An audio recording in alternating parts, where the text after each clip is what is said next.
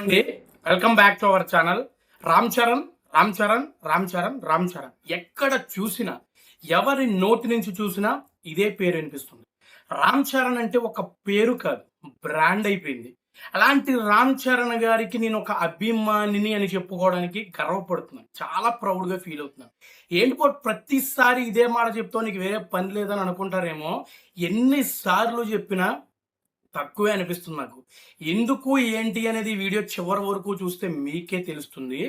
చిరంజీవి గారు ఇండస్ట్రీకి వచ్చేటప్పుడు ఎంత కష్టపడ్డారో నాకు తెలియదు కానీ, చిరంజీవి గారి కంటే ఎక్కువ కష్టం, ఎక్కువ స్ట్రెస్ రామ్ చరణ్ గారు ఇండస్ట్రీకి వస్తున్నప్పుడు పడ్డారని నేనైతే అనుకుంటున్నాను. ఎందుకంటే చిరంజీవి గారు ఇండస్ట్రీకి ఎవరి సపోర్టు లేకుండా, ఎవరి బ్యాక్గ్రౌండ్ లేకుండా, తన స్వతహాగా సొంతంగా తన డెడికేషన్తో, క్రమశిక్షణతో హార్డ్ వర్క్ చేస్తూ ఇండస్ట్రీలో నిలదొక్కుని ఇప్పుడు ప్రజెంట్ ఇండస్ట్రీ పెద్ద హోదాలో ఉన్నాడు.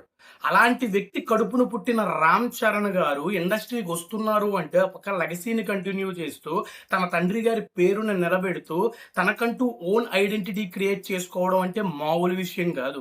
ఎన్నో మాటలు మాట్లాడారు, ఎంతో అవమానపరిచారు.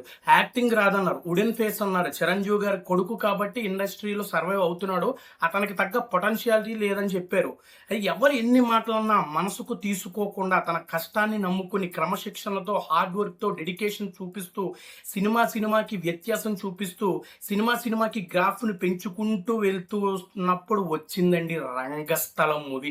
ఆ మూవీతో తప్పుగా మాట్లాడిన ప్రతి ఒక్కరి నోరులు మూయించి చెప్పుతో కొట్టినట్టు చేయడమే కాకుండా, ఎవరైతే యాక్టింగ్ రాదు అన్నారో అతనే వెళ్ళి రామ్ చరణ్ గారిని ఇంటర్వ్యూ తీసుకునే స్థాయికి ఎదిగాడు.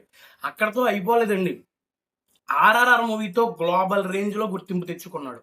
ఆస్కార్ స్టేజ్ ఎక్కాడు, ఎన్నో సాధించాడు. ఒకప్పుడు చిరంజీవి గారిని ఇన్స్పిరేషన్ గా తీసుకొని ఎంతో మంది హీరోలు, డైరెక్టర్లు, నిర్మాతలు, యాక్టర్లు ఇండస్ట్రీకి వచ్చారు. వారిలో కొంతమంది రవితేజ గారు, సునీల్ గారు, RX-100 movie hero Karthikeya, SKN, Sai Rajesh, ఇంకా చాలా మందే ఉన్నారు. వీళ్ళందరూ కూడా చిరంజీవి గారిని ఇన్స్పిరేషన్ గా తీసుకుని ఇండస్ట్రీకి వచ్చారు. ఇప్పుడు ప్రజెంట్ జనరేషన్ లో ఎంతో మంది young heroes, young heroines, for example మన అఖిల్ గారు, ఘట్టమనేని జయకృష్ణ, ఇంకా చాలా మంది హీరోయిన్స్ ఉన్నారు. వీళ్ళందరూ కూడా నీ ఫేవరెట్ హీరో ఎవరు అని అడిగితే రామ్ చరణ్ గారు అని చెప్తున్నారు.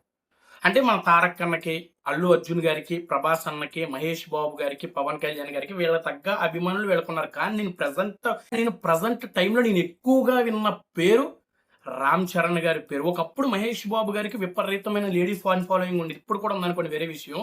ఇప్పుడు అదే తరహాలో రామ్ చరణ్ గారికి కూడా విపరీతమైన లేడీ ఫ్యాన్ ఫాలోయింగ్ పెరిగింది. ఎందుకంటే రామ్ చరణ్ గారు తన కెరియర్ లో 16 సినిమాలు తీశాడు. ఆ 16 సినిమాలో 6 ఐకానిక్ క్యారెక్టర్లు చేశాడు. ఆ 6 ఐకానిక్ క్యారెక్టర్లో 3 గుర్తుండిపోయే ఛాలెంజింగ్ క్యారెక్టర్లు చేశాడు.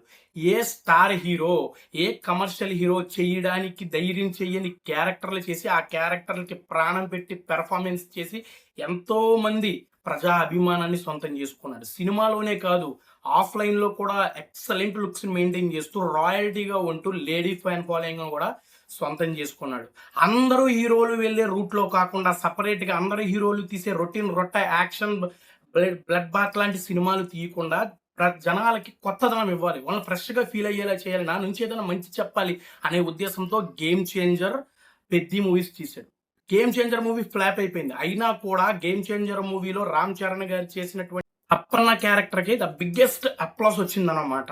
అలా రామ్ చరణ్ గారి సినిమాలు ఫ్లాప్ అయిపోయినా కూడా ఆ సినిమాలో, ఆ క్యారెక్టర్లో అతని పెర్ఫార్మెన్స్కి ప్రేక్షకులందరి మనసుల్ని కూడా దోచుకుంటాడు అనమాట. చెప్తాను కదా, రామ్ చరణ్ గారి సినిమాలు ఫ్లాప్ అయినా ఆ మూవీలో, ఆ క్యారెక్టర్లో రామ్ చరణ్ గారు చేసే పెర్ఫార్మెన్స్తో ప్రేక్షకులు అందరి హృదయాలను దోచుకుంటాడు. సినిమా ఫ్లాప్ అయిపోయినా పెద్ద ఇబ్బంది లేదు, కానీ ఆయన చేసిన క్యారెక్టర్తో ప్రతి ఒక్కరూ కూడా ఆ క్యారెక్టర్ గురించి మాట్లాడుకునేలా చేస్తాడు. ఒక యాక్టర్గా ఇంతకంటే ఇంకేం కావాలండి? ఇలాంటి యాక్టర్కి కాకపోతే ఇంక ఎవరికి ఫ్యానిజం చేస్తామండి? నేను రామ్ చరణ్ అభిమానిని అని ప్రౌడ్గా, గొప్పగా చెప్పుకోవడంలో తప్పే ఉందండి. ఎన్నిసార్లైనా చెప్పుకునే హక్కు మాకు లేదంటారా? ఇలాంటి యాక్టర్ గురించి ఎన్నిసార్లైనా చెప్పుకోవచ్చండి.